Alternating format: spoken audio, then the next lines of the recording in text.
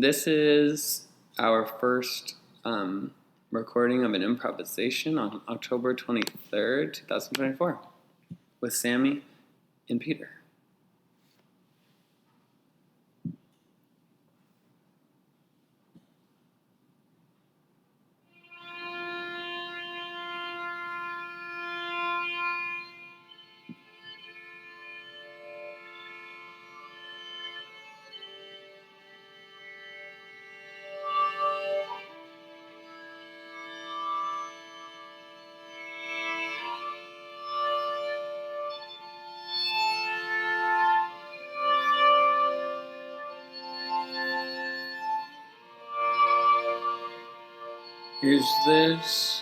Is this what I've been waiting for my whole life?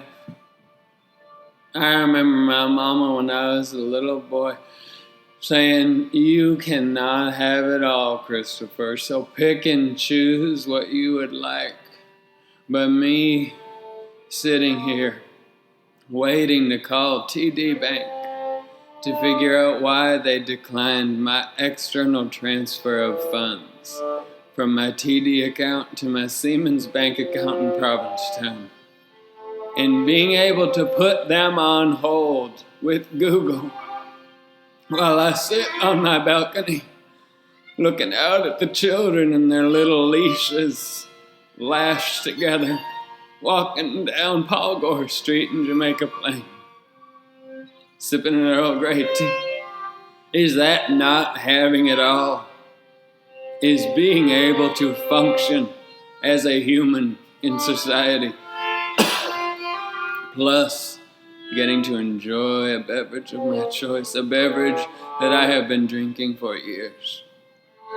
Does this not mean I have it all?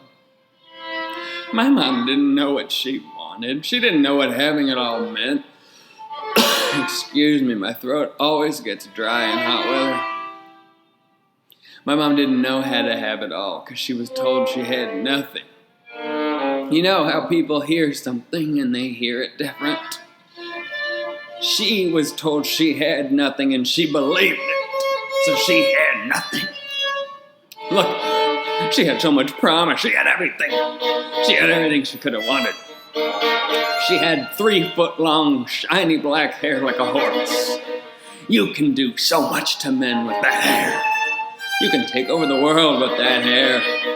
You can run through the fields of the world like a mare, pounding the earth with your hooves. And no, what did she do? She stayed in Nashua, New Hampshire. She stayed in that town. She didn't even do the fun parts of Nashua. She just stayed in her house, and she made cookies and cookies and cookies. I can't even look at a cookie.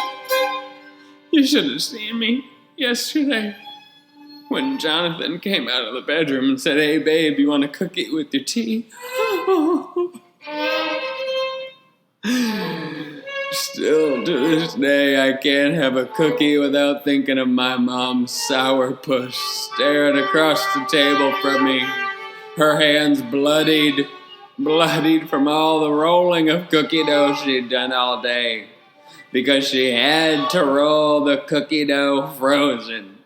She couldn't be like a normal person and roll it warm, because no, that's not how things are done. Well, apparently, I haven't done things how they should have been done.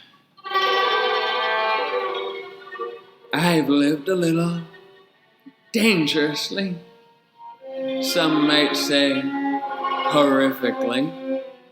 Some might say emotional abusively.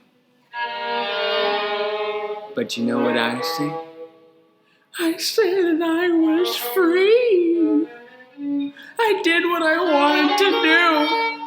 I had fun with my life. I started the Gay Men's Choir of Florida. We toured every conservative state in this country.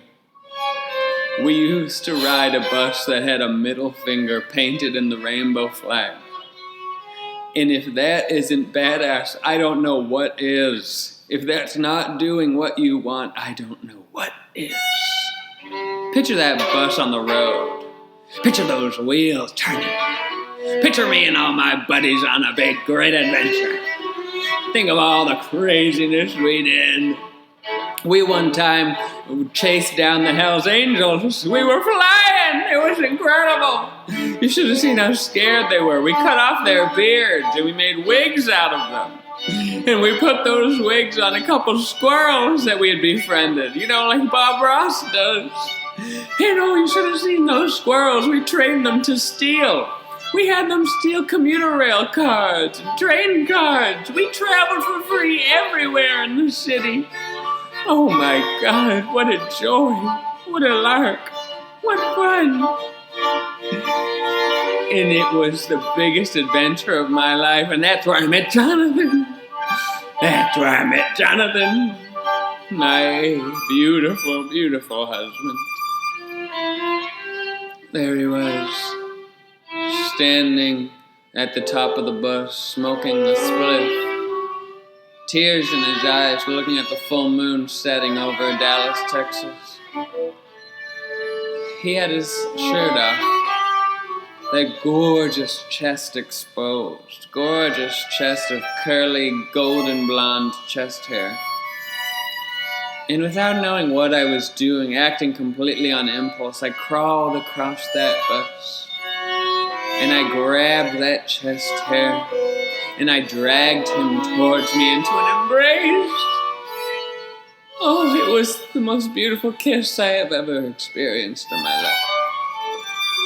It felt like 2 bars of Dove soap, newly wet after a shower, slapping together, suds spurting everywhere. It was the most sensual night of my life. Like a Dove bar soap covering my whole body in moisture, in joy. My mother said to leave him. How can I leave a man that is 7 feet tall, who gets free rides at Toy Story Village, because he looks like the main Woody Toy Story character? I can't say no to that, but more importantly, I can't say no to that because he loves me. He loves me more than my mother has ever loved me. And he's the one I can't wait to call when I tell him about having my Earl Grey tea on the balcony. Wait, what is that? You've fixed my deposit? Life is good. Life